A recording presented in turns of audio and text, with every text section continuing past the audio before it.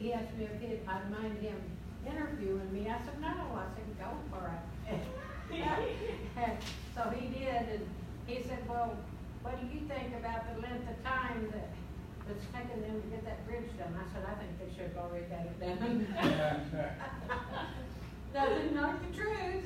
Are they still working on the bridge over there? Are they still working on the bridge? Not that one, that one's fixed. Oh, I started saying, I knew they weren't. Yeah, it's fixed, but back when they were doing that.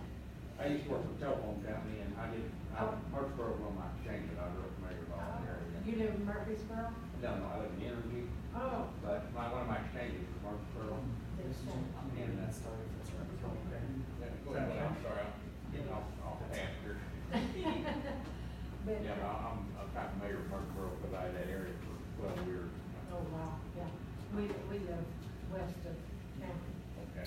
All right, ladies and gentlemen, we'll go ahead and get started today. First of all, I want to thank you all for joining us. My name is Micah Pierce. I'm a registered dietitian with SIH. A few of you all here in the classroom I've met before. In addition, today, I just want to inform everybody we're going to be live streaming on Facebook. So, hello everybody on Facebook. So today, the purpose of our visit and our seminar is for one of our series of our Nourish workshops. These are educational seminars that are specifically nutrition related in an effort to promote cancer survivorship and outcomes during and after treatment of cancer, okay? So during the course of today, as we are live streaming on Facebook, if you'd like to ask questions and be part of the discussion, you are more than welcome, but then again, you do not have to be, okay? But I do encourage and welcome any suggestions or comments or general discussion. If you have a question to ask, there's others that might be thinking the same thing, so feel free to go ahead and raise your hand and shout it out, and we'd be happy to discuss it with you. So today, we're doing promoting weight gain during and after cancer treatment. We'll talk about a couple different things that are involved around that. We know that weight loss is sometimes a detriment of the cancer disease state itself, as well as some of the treatments that are occurred. So this is today in an effort to promote weight gain after that fact, okay? So today these Nourish workshops are brought to us in part by the Illinois Department of Public Health in cooperation with SIH and myself as the registered dietitian here. So the Illinois Department of Public Health provides a lot of dollars, a lot of grant money to promote cancer survivorship. So that's really what pays for this position and pays for these workshops. So we want to thank them here today. So just to give you a little bit of an idea of what we're going to go over today, I provided a little bit of an overview. We'll go over these each individually, and then I'll wrap it up at the end and tie everything together. So the first thing we're going to talk today is the causes of weight loss, because there are a few different distinctions of things that are causing weight loss in folks that are suffering from cancer and going through a treatment. We'll talk about halting that weight loss process, and then we'll talk about the purpose that you're here today, promoting the weight gain. Additionally, I have a few shopping tips, and then we'll culminate the presentation today with a brief food demonstration that's kind of based on the nutrition lesson that we've offered, okay? So first of all, I want to just get a couple things clear, and I want to make a pledge to you. A few different concepts here. One, all the information in my presentation is data that's science-based. You know, very often somebody's going to try and sell you something.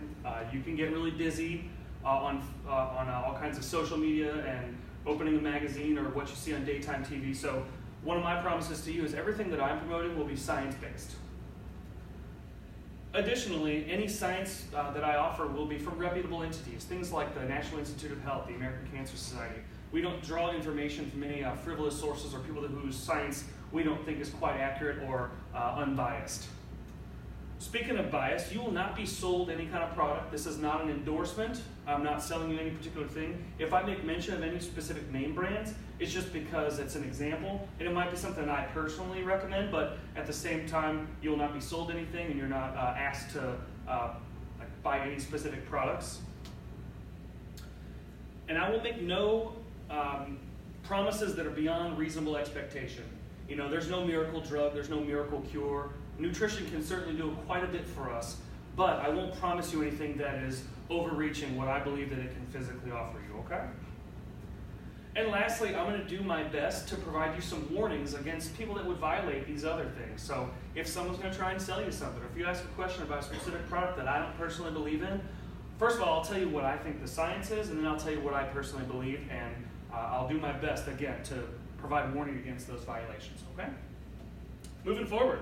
So the first on our overview was the causes of weight loss. So it's not just any one thing. We know that every individual person suffering from any diagnosis and or treatment, there's different things that can cause those losses of body mass. So we'll talk about those ideas here. The first thing is the disease process itself.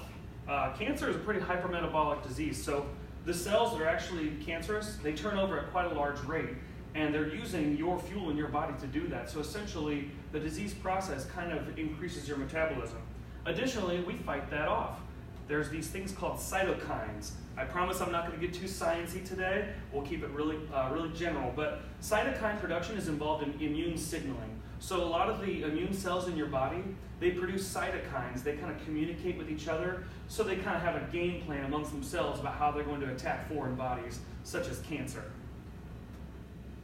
And then I already mentioned we kind of go into a hypermetabolic state. Our increased immune response to anything, whether it's a common cold or a pretty drastic cancer, it actually speeds up our metabolism and uses our calories to fight that disease process. Produces a lot of these things. So we have immunity in our body. This is a chart you all have to memorize, and there'll be an exam on it after class. I'm kidding. But just to be clear, there's two different distinctions. We have an innate immunity, what the left side of the screen shows here. Those are things that we're born with. We get those from our genetics, from our parents essentially. Those are just the kind of cells in our body that attack foreign things just naturally. But then we also have adaptive immunity. That's what we call like learned immunity. Those are kind of things where during our life we're exposed to all kinds of diseases and antigens and foreign bodies essentially. And our body will actually learn how to attack those things as we grow. Largely, your adaptive immunity is what fights cancer, although there might be some of both. But this screen is just to show you that our body produces lots of little things and basically soldiers in the battle against cancer and other disease states. So it does take nutrition and energy to produce these items. So going further into our causes of weight loss, one of the main things that you all might be familiar with if anybody, yourself or a loved one has lost weight, would be reduced oral intake, just not eating of the food. You have a poor appetite sometimes. Things might actually have altered tastes based on what chemotherapy you're involved with. Additionally, psychological distress can really play a big deal on how you want to eat food or your appetite in general. Psychology is a huge portion of that, and we'll talk more about psychology later in the presentation, but let's move forward with more causes. And then, of course, there's the nausea and vomiting. Sometimes it's just it's a dirty fact, but sometimes what we eat doesn't always stay in our body, so we'll move forward without laboring on that concept for too long. I just wanted to break out one other example of how our body can go into a hypermetabolic state. The example is lung cancer. So in our lungs, oxygen is exchanged. We breathe in oxygen, we breathe out carbon dioxide. That's kind of the whole reason for our respiratory system. In the case of lung cancer, sometimes we can have things that block, like the tumor itself or just inflammation, and then oxygen exchange is reduced, so we're not getting enough oxygen. So our body has to compensate for that by pushing oxygen throughout our body. So we'll have an increased heart rate. It makes sense, your blood's got to pump faster, so your heart goes into overtime to get more blood to those areas to try and get oxygen to where it needs it. But then your respiratory rate increases because if your blood pumps up, then it's using up the oxygen faster, so then you have to exchange more oxygen. So you go into a hyperventilative state. Maybe not super high, but slow and low of extra breathing all day. If you're labored breath, it can really take its toll. And that increased breathing rate will absolutely burn more calories. So folks with lung cancer, we see quite often, they have labored breathing and they are burning a lot of calories just by trying to promote oxygen exchange. And in that way, they're burning a lot of extra calories and will lose weight. So let's move on to another concept. In our overview, the next topic was halting weight loss. Now, anytime I see patients on a personal basis here at the Cancer Treatment Center, my first line is to say, if you're losing weight, our first goal is to just halt that weight loss, just to stop it. Let's not overreach ourselves and try and promote weight gain right away. Let's take one thing at a time. What we need to do is halt that weight loss. So let's talk about what we need to do to start that. Let me give you some background information before I jump into that. Our foods we consume provide a lot for us. Our nutrition plays a huge role in everything we do. So first and foremost, it's calories. Our food consumed is the energy we need to keep going and moving. So calories are the fuel for life, quite literally. That's pretty obvious, everybody knows that. Next, it's our strength. Some of the things we eat Specifically, protein builds our lean muscle mass. Everybody knows that protein packs on the muscles, right? That's largely true, and strength is a large part of why we consume foods, essentially. So if you're not eating foods, it makes sense that you'd start to feel fatigued and weak. Also, our immunity. I mean, we just talked a few slides ago. Remember this guy right here that you're all going to memorize? We just talked a few slides ago that our immunity plays a big role, our nutrition plays a big role in our immunity. Everything we eat has to get broken down into little proteins and things, and gets reassembled by our body into these immunity cells. So, essentially, nutrition plays a huge role in our immunity. So, back to the concept of halting weight loss. First thing we need to do is put an action plan together. What I would do as a dietitian is do, by and large, an assessment. First thing we need to do is identify the cause of the weight loss. That seems pretty obvious. We talked about earlier why there's a couple different reasons why you'd be losing weight. So the first thing you do is identify that reason. The doctor can help with that. The doctors are usually one of the first lines of defense because they see you quite frequently. The nurses on staff, they see you sometimes even more than the doctors. A young, handsome dietitian like myself might play a role in that, but also yourself. You're the one who's with you every single day, I hope. But then you're going to have to provide information to those other parties in the team here, and we'll all figure out together what's the identity of what the reason is for that weight loss. Next step in the process is we're going to quantify or see how the severity of that weight loss is. We'll just do some metrics. We'll see how long of a time has it been since you've been losing weight. How long has the treatment plan been going on? How much weight have you lost? If we have a documented weight back in a few months ago and then a documented weight today, we need to quantify that with metrics. The next thing is we need to identify other inhibiting factors for your intake or otherwise. So things like nausea and or vomiting, taste and smell, a lot of these other things that we've already discussed. And then the last one down there is educational opportunities. It might just be that you're not really aware of what to eat. Well, lo and behold, you're here today learning, so we're already taking a great step in the process. So more on this action plan.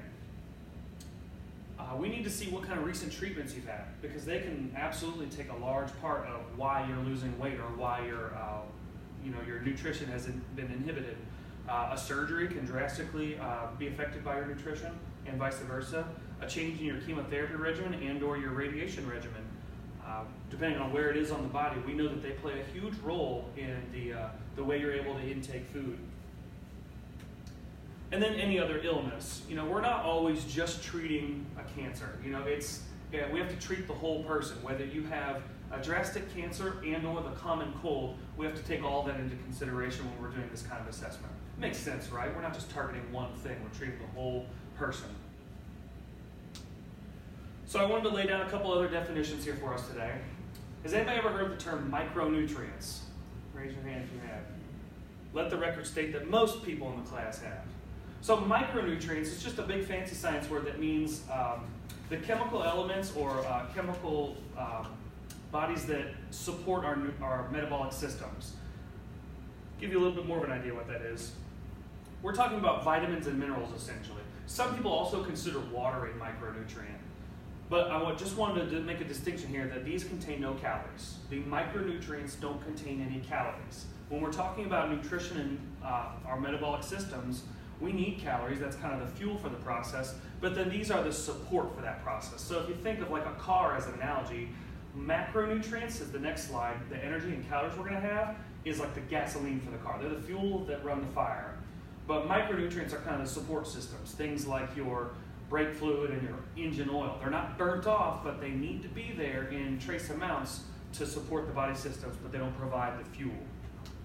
The fuel is provided by what we call macronutrients. So micro means small, right? Micronutrients, they're small, we need them in trace amounts. Vitamins and minerals, we don't need a heck of a lot of them, but we absolutely need them there. Macro means big. So the macronutrients are things we need to consume on a regular basis. So the definition of macronutrients are any of the category of 3 human nutrients that provide us with calories or energy. So macronutrients are calories. But those 3 things are, you might have heard of these words before. Give you a little bit of a breakdown.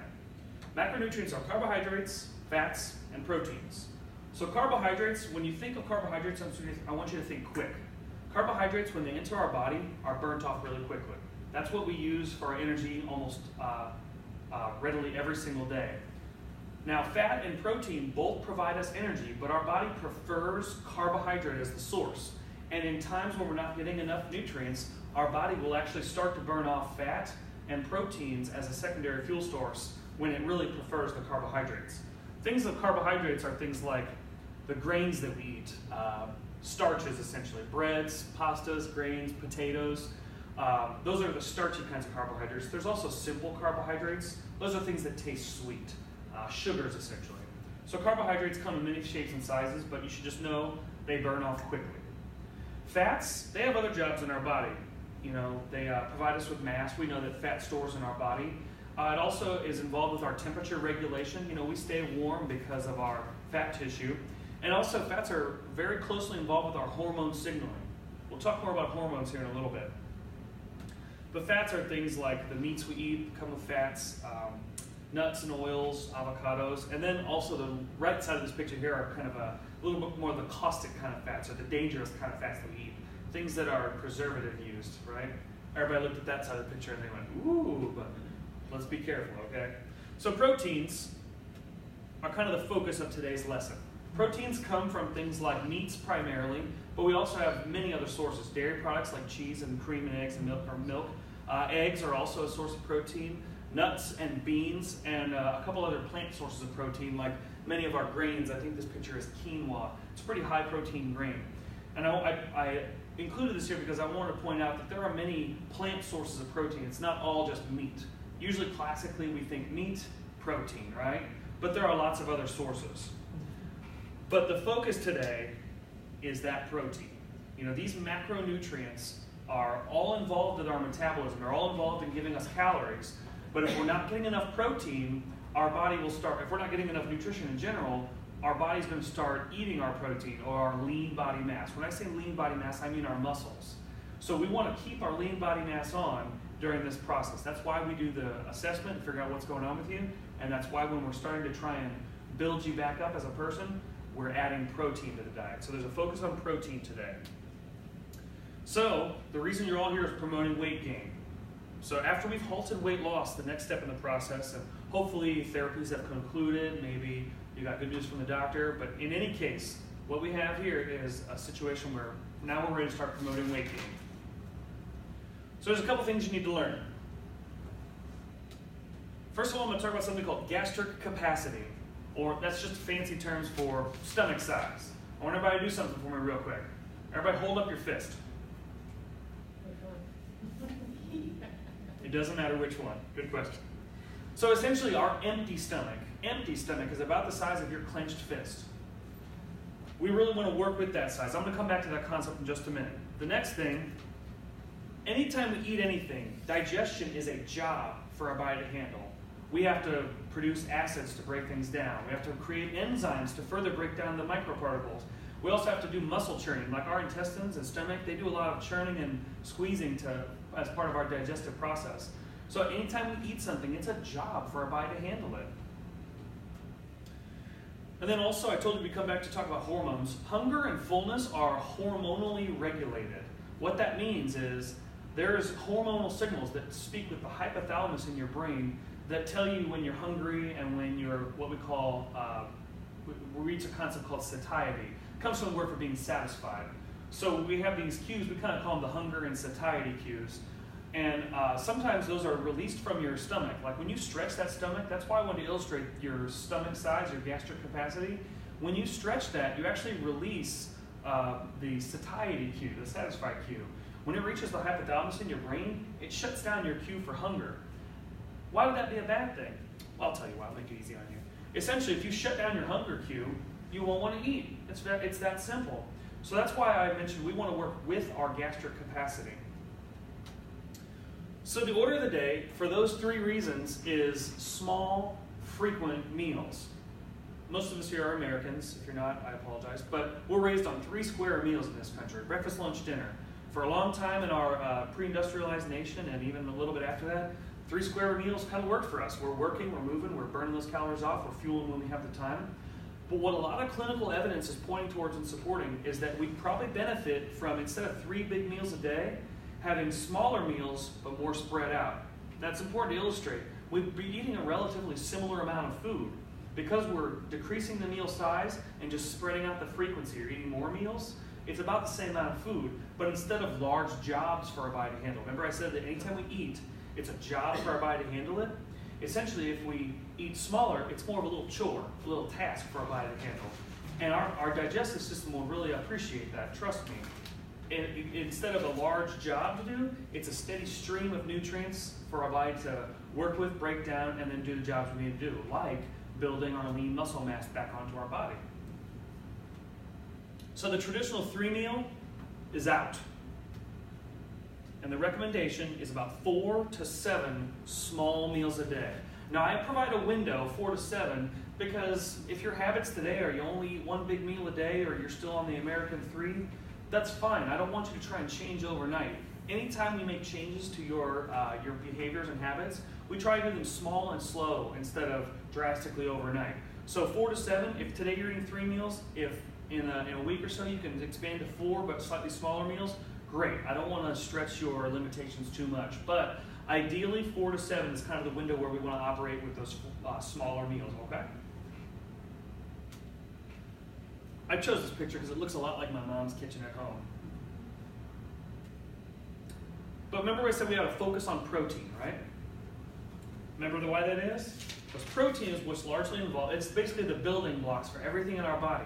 So if we're going to try and build our body mass back up, protein is the focus. Now we certainly need things like fat and carbohydrates, and you can absolutely eat a lot of those things, but protein is the focus for today's lesson. And with those small intakes, those 4 to 7 small meals, it's important to have a small amount of protein with each of those intakes. That way, again, I mentioned before, we really want to encourage a steady stream of that intake instead of any large jobs for our body to handle all at once.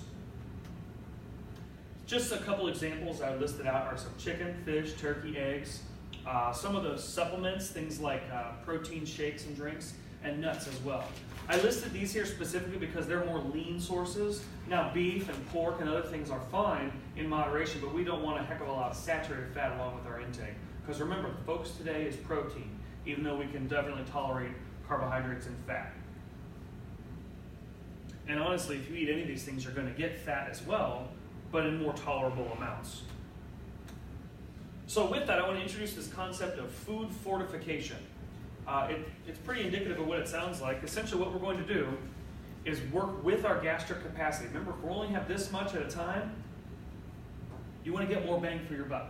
Essentially, when we fill that gastric capacity, we don't want emptiness in there. We want densely packed calories. We want to increase the calories of what we're eating, not the volume of what we're eating. Let me give you an example of what I often tell patients that I see. Who likes mashed potatoes? Everybody likes mashed potatoes, don't lie. Essentially, let's do a recipe for mashed potatoes in our head. We take some potatoes, we boil them up, we add some salt, maybe a little milk, maybe a touch of butter or something, whip it up. I think we can do better than that. I think we can go heavy cream, because that's more fat, more protein, more calories therefore. We can do a lot of butter. And then I even I use a baking product called non-fat milk powder or dehydrated milk powder, dry milk. It's marketed by a lot of things. Some people even just make their milk out of it because it's shelf stable. It's not like milk that you have to refrigerate. But if you're adding those ingredients to your foods that you're eating, you actually increase the calories without changing the volume too much. So the example of those mashed potatoes, we've almost tripled the calories of a pile of mashed potatoes without making it triple the size of mashed potatoes by adding some high calorie additives to it.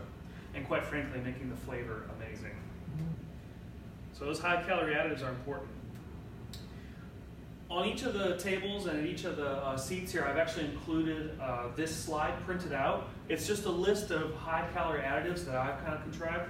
Notice that most of these things are going to be high in fat or protein, because our focus today is protein. So I won't labor on this slide too much because it's printed out in front of you there. And that kind of folds into the next concept, shopping tips. We really don't want to go overboard with shopping with some of the things that are marketed today. Let me give you an example of what I mean. We're back in the kitchen. Some things to avoid. Anything that says low fat. These are all going to be buzzwords of things that have been stripped of their caloric content. reduced fat, non-fat, light, and diet. Those are kind of buzzwords to stay away from when you're in the setting of trying to promote weight gain after or during a chemotherapy or any other cancer treatment process. For example, if you're buying dairy products, go ahead and buy the full fat. Buy the regular cottage cheese, buy the regular yogurt instead of the reduced fat, non-fat, whatever, low fat. And then when you're shopping, I just brought this slide up again because maybe take this with you and use it almost as a shopping list. These can be high-calorie additives for a lot of things you're eating. Let me give an example. You're at home and you want to make some toast. It's breakfast time, right? What a lot of people do is just toast their bread and then choose one or two things from this list that you might add to that so you're increasing the calories without increasing the volume too much. Me personally, I like a little bit of butter and jam on my toast. Who doesn't like gold toast with butter and jam? But really, butter has a lot of fat and a little bit of protein, and the jam has a little extra carbohydrate. So we can focus on burning off that carbohydrate and then eating some protein as well, so we're not actually burning off the protein in our body. And then something like toast, it's not very large. If you have one piece but you densely pack it, you're not filling up more than this gastric capacity, and you're also getting a lot of bang for your buck, as we mentioned earlier. Just another idea, what a lot of people are doing nowadays is toasting up your bread, put a little butter down, maybe even some cream cheese if you want that instead, and then slice some avocado on there. Avocado is an excellent source of fat. So keep this high-calorie additive list with you and take it to the grocery store and use it. Another thing that plays a big role, and I mentioned this before, is our psychology. You know, if we're not feeling right mentally, we're not going to want to eat. That's why, remember I mentioned that our hormones play a big role in our food intake. We have hunger and satiety cues. Remember, there's a difference between physically hungry. Has anybody ever had their stomach be growling and hungry and upset and roaring, but you just don't feel like eating because you're psychologically distressed? Well, that's the role of those hormones. When you have psychological distress, it can shut down those hormones, and you're not thinking about food at all, but you can be starving hungry. And that can skew our perception of foods. Another example of our perception of foods, one of the major recommendations is if you're going into chemotherapy, if it's your first time or maybe you're already well-versed in chemotherapy, they recommend you don't eat what we call your favorite foods or preferred foods, because if you do have a negative response, let's say you vomit, once you see that food in reverse, it'll really inhibit how you feel about that food. And then do you think you'll be really inclined to eat that food again in the future once you've seen it in reverse? Studies have shown that no, you won't. So our perception of foods is pretty important. The environment in which we eat is also really important. I constantly tell patients, please don't eat on the road driving. Please don't eat while watching violent movies. I know it sounds a little reductive, but also don't eat like if you're still at work. Don't eat at your work desk. Don't eat during any hectic times. I recommend you eat in a calm, tranquil environment, maybe around friends and family. If by yourself, if you don't want to hear them talking. Just kidding. But essentially eating in whatever you find tranquil, calming, peaceful, it really helps the eating and digestive process. Also, the concept of aesthetics. Aesthetics is just the things looking really beautiful. So we can look into buying new plateware, something that looks pretty to you, something that looks good on the table, maybe putting down a nice tablecloth, maybe using a better napkin, maybe garnishing your food. A lot of people, you ever been to a fancy restaurant? What they do is they just sprinkle a little parsley on your food. It just makes it look better because of the contrast in color. They really know that, see, those people in those fancy restaurants, they know that that sprinkle of parsley brings color to your eye. And we always say you eat with your eyes first, you know, maybe you might smell it first. But at the same time, we do eat with our eyes. Like psychology plays a huge role in how we perceive our foods. So we went over a little bit today, but I'm just going to summarize it again because we kind of moved through really briskly. So weight loss can occur for a variety of reasons. It's not any one reason. So the first step we need to do is pinpoint that reason and stop the weight loss. Remember the second bullet point was halting weight loss. Nutrition plays a huge role in our immunity. After all, I said we create all those antibodies and antigens and things. They either work with chemotherapy or are strengthened by chemotherapy to really fight off what we're dealing with.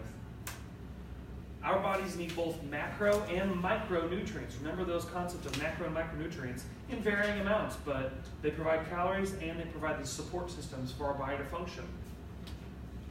And then protein was the focus today because protein is what's largely responsible for putting our lean muscle mass back together. Even though we need all of them, macronutrients, micronutrients alike, protein is the focus because it's the nuts and bolts. More on our summary. The strategy we want to employ is small but frequent meals. Pay attention to that meal size because remember, we only have so much gastric capacity. And then we want to fortify any foods that we're eating. We don't want to eat a lot of light foods, no diet foods, no empty calorie foods. We want to fortify with as much densely packed calories as we can, so we're working with our small gastric capacity. We never want our stomach to full up and stretch. We also never want our stomach to completely empty. So inside of that 4 to 7 small meals, we recommend about 2 to 3 hours go by, and then you'll be ready to eat again. Avoid nutrient-poor foods, as I mentioned. Nothing that says diet, nothing that says fat-free, reduced calories, anything like that. And then use psychology to promote your intake. We know that our brain plays a huge role in what our stomach is doing, so we can work with that if we know like the kind of setting to eat in and the kind of things we can make our eyes pleased with. So we're going to move on, and today I have a food demonstration as well. We're going to shift gears here. So today we mentioned a couple different food additives, and a couple things are on that list in front of you. What I'm going to do today is just build a protein shake smoothie. Has anybody ever had a protein smoothie before? Yeah. Yeah, you have? Okay. Well, essentially, it's pretty simple. You can use a variety of ingredients. I have a suggested recipe here, and I even included that recipe down there in front of you. But what we're going to do is make 2. Today there is a vanilla banana berry smoothie. Additionally, there's a chocolate banana peanut butter smoothie. Now you notice a couple of the words I used there. Some of those things are in our high-calorie additive food list, like peanut butter. Additionally, our protein powder we're going to use as well. And then I'm also using whole milk to really promote the highest calorie content we can.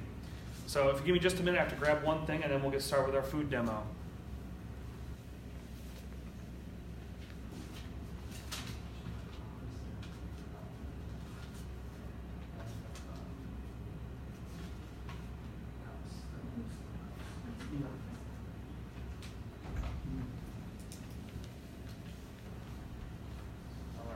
Forgive me, I'm up against the wall because my outlet is over here and my cords are only so long, so I'm going to be right here. Today we'll start with what's on the screen here. We're going to do a vanilla banana berry smoothie. So as I'm switching gears, I'm going to get into Mr. Kitchen mode, and I'm going to put on an apron. Even though we're not cooking anything hot, I still expect to make a mess, all right? Do you clean your messes? I have an assistant today, so maybe she'll help me clean my mess. All right, so I brought both a blender and a food processor because both will be fine to use to make your smoothies. The blender if you're making a smaller batch, but a food processor is fine if you make a larger batch. Now, my recommendation says serve immediately while it's still cold. But if you make a larger batch, it's not going to stay cold, will it? But what you can do is buy little containers, little Tupperwares or anything like that, and seal them up and store them in the freezer. That way, if you make a big batch, you don't have to recur and make them over and over again. So you can actually store them in the freezer. They'll be a little more firm, but if you set them out, you can eat them with a spoon or wait till they're fully liquid and drink them just like we're going to do today. So we're going to go ahead and get started.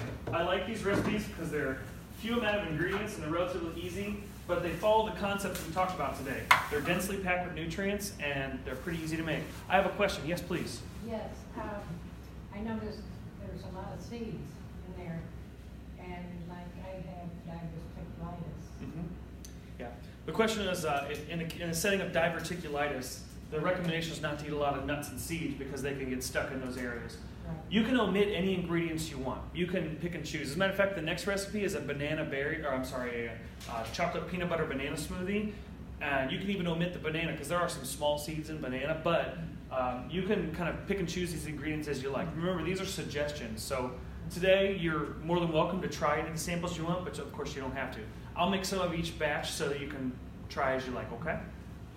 Additionally, if you want, what some people will do, and I've seen before, is they'll puree the berries in water beforehand, and then you can put it through a mesh, like a sieve, and then a lot of the pulp and the seeds will stay out, so you get kind of like a berry juice with like not a lot of particles in it, and you might be able to use that as an ingredient as well. Additionally, if you want, you can use like a strawberry flavored syrup and with the vanilla and everything else if you don't want any fruit matter at all, okay? So let's go ahead and move forward. I went ahead and used our handy dandy blender since I'm not going to make a large batch. I'm going to do the small one. So we'll start with a half a banana, a third to a half a cup of mixed berries, 2 scoops vanilla powder. That's just the serving size on the protein powder container.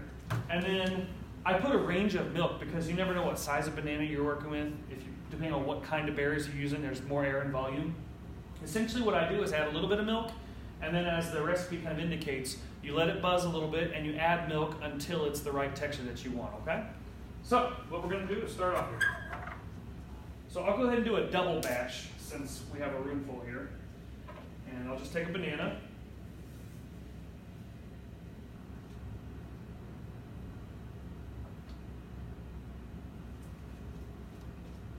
I like to put the banana in first so that the banana pieces are down by the blades so they get buzzed up first. So I also have a bunch of fresh berries. Fresh berries are great to use if you like that way, but actually what I prefer is frozen, because if we're going for a smoothie, it's going to be like a frozen texture. If you start with frozen berries, one, they're more economical. They're a lot cheaper to buy in the store. They're flash frozen at the height of their nutritional capacity, and then they add to the appeal of the smoothie itself. So I know the recipe says to measure them, but I don't measure anything. I apologize. If you don't feel comfortable not measuring, by all means. But at the same time, a lot of these things, because we're going to add a varying amount of the milk, I'll just throw the fruit in as I want, and then we'll add milk until it looks about right, okay? So that was blueberries. Here I have a freezer bag of strawberries. And I have kept these on a little ice over here, so they're still quite frozen. Additionally, another reason why frozen are good is because seasonally you can get them all year round frozen in these bags. Whereas in the summer it might be easier to get the fresh, spring, summer, etc., but all year round you can get frozen stuff. So I put blueberries and strawberries in, and now I have a little bag of raspberries, one of my personal favorites. A little more raspberry. Okay. So now the last 2 remaining ingredients are our protein powder and our milk. So what I'm going to do is go ahead and get the protein powder on top.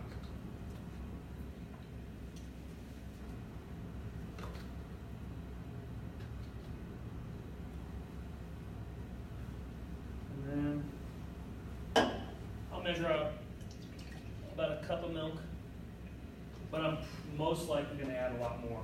Just I want a liquid volume in there just to get it started. I apologize if this is loud, because it's a small room, but that's what we're working with, okay? Now, starting low is important because you don't want it to splash and shoot out. So I like to start low and then gradually increase.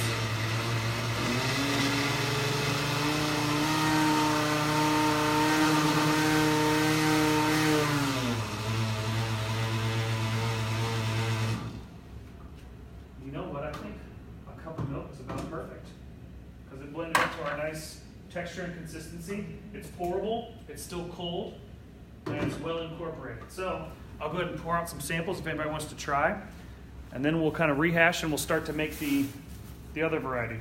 Anybody want to try the berry smoothie? No, not for you, but I have to. All right, we'll make a couple samples. What if you can't drink anything cold? If you can't drink anything cold, you can use this protein powder mix and just stir it into like a cooler temperature, and then let it bring up to room temperature if you like. But if you can't drink anything cold, or even remotely cold, smoothies might not be for you, but still pay attention to the high calorie additives list and incorporate those kind of things into the foods you're eating rather than cold smoothies. Do you do the spinach, the one with spinach in it? Yeah, as the recipe indicates there's other additives you can add. Like sometimes I'll add flaxseed, ginger, chia seeds, or even I'll use ice cream instead of milk. In that way, you can actually experiment around with all kinds of other ingredients. Some people will use oats, some people will use like you recommended, things like spinach and other greens. But you can really, that's why smoothies are versatile, because you can densely pack them with all kind of ingredients, and you don't have to get held into whatever recipe that I put on the board here.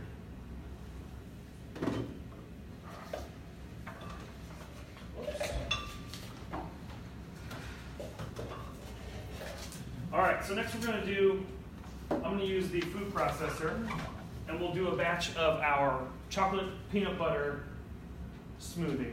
I'll move my, is it delicious? I'm glad you like it. I know you can make some of her and use ice cream and yogurt. Yogurt is another great additive instead of like milk or cream. Yogurt is high in protein as well, so you can almost omit the protein powder if you don't want to use that. You can use the Greek yogurt as a base with fruit or whatever else you like. Protein powder too. Honestly, these are just my brief recommendations, but on the internet there's thousands of great smoothie recipes with all kinds of variety. These are two that I just chose because they fall in line right with our recommendations for stuff today. So go ahead, I'm going to move forward and do a chocolate peanut butter banana smoothie. Probably my favorite. I love anything with peanut butter. Yeah. So I'll go ahead and do another double batch, another whole banana.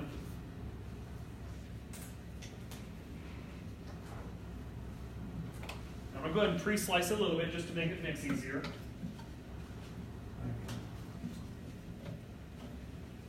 I also like to use the pretty ripe bananas, the ones that have a little bit of brown spots. They're just sweeter, and I think they taste better in the smoothie. But honestly, you can use whatever you like. Additionally, what a lot of people choose to do is also freeze their banana.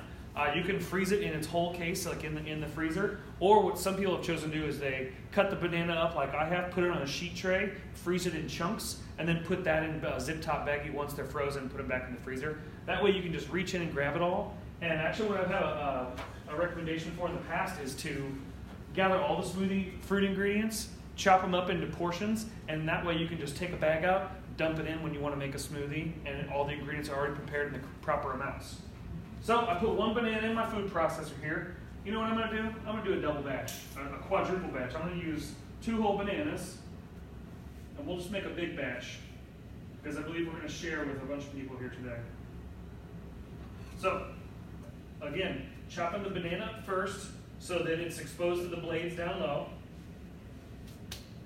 And drop my towel. So we're going to move on, put the vanilla away. And I got a chocolate powder now. Now if you want to reinforce that chocolate flavor, what some people do, as the recipe suggests here, is you can actually add some chocolate syrup if you like to really make that chocolate flavor stand out. And there's other optional garnishes as well. You can top the smoothie with coconut, more sliced banana, chia seeds, chocolate chips even if you like. Some people, what a new concept people are doing is what they call smoothie bowls. Instead of putting it in a cup like we're doing today and drinking it, some people will put it in a bowl and add toppings, and you're eating it almost like an ice cream. I kind of like that concept. All right, so we're doing 2 bananas and 4 scoops of our chocolate protein here. Now, just of note, this is not for one person. I'm making a large batch to share with a lot of people. Yes, ma'am, a question? Yes. Did you say that's chocolate protein? This is chocolate protein powder, yes, ma'am. Oh, okay. The first one I used was vanilla. The one you're enjoying right there is vanilla. So I didn't know they made it chocolate. I'm sorry? I didn't know they made it chocolate. Oh, they make it in all kinds of flavors. There's caramel, there's cookies and cream, there's even like a coffee flavored one. If you go to Walmart, a whole bunch of it, I guess it's all her. Yeah. I never paid attention. Traditionally, most people stick to the chocolate vanilla strawberry, but there's a variety of flavors. Personally, I like to buy the vanilla because you can make that into whatever flavor you want. Say you only have the vanilla flavor at home. Let's say you put it in a blender, get it going with the ingredients you like. You can add chocolate syrup, and you've turned vanilla into chocolate. Lo and behold. Yeah. Makes it pretty versatile. Okay. So I'm going to go ahead and add some peanut butter to the mix here. I prefer creamy peanut butter. Notice on the recipe I underline creamy. You can use chunky if you like, but it's going to take a long time to blend up and puree up, and you might still in the finished product have chunks of peanut. And if you're drinking it through a straw or anything like that, it's just not going to be a desired texture. Smoothies are supposed to be, as the name suggests, nice and smooth. And if you have chunky peanut butter, it's not going to work out too well. All right, so I'm going to go ahead and add a good amount of peanut butter. And I'm eyeballing here because it says 2 to 3 tablespoons, so probably about Half a jar. half a jar. I like you. You and I are going to get along just fine. Yeah. All right. So I've been cooking a while, and I can eyeball 4 to 6 tablespoons. And then we'll go ahead and put a. Sorry. Tell them I'll call them back. I'm in a meeting right now. Okay. All right. So I'm using a full cup of milk. And then, as I suggested earlier, we can reinforce extra chocolate flavor because one of the things on your high-calorie additive list is syrups. That could be maple syrup, that could just be Karo syrup, but additionally chocolate syrup fits the bill certainly as well. So I add a little bit more chocolate because I like dark chocolatey things. All right, get our top on so I don't spray the whole room with chocolate. We'll go ahead and pulse it on low.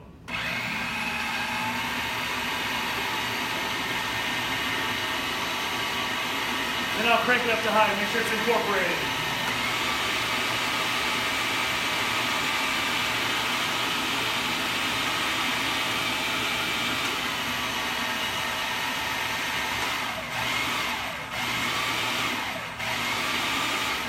With the food processor, I'm just going to pulse it a couple times just to make sure the bananas have fallen back down into the blades, to make sure they're not in any chunk form. We have a nice smooth smoothie, as again the name suggests.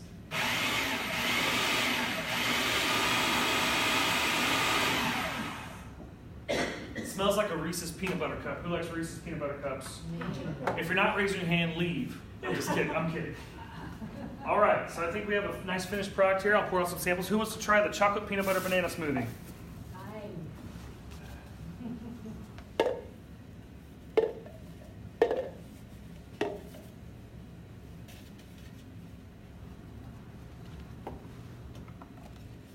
If anyone asks, I'm not making a mess, I promise.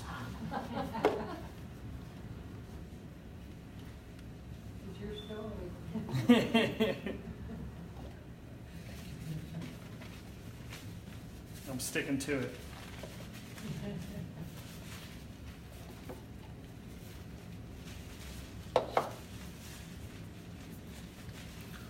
So I'll have a taste of a smoothie with you all. So just so we're back on the same page here, this is a smoothie can be a great example of a small meal. Remember, we're working with small gastric capacity. So if we're only having 4 to 7 small meals a day, a little decent-sized portion of a smoothie can actually fit that bill really nicely.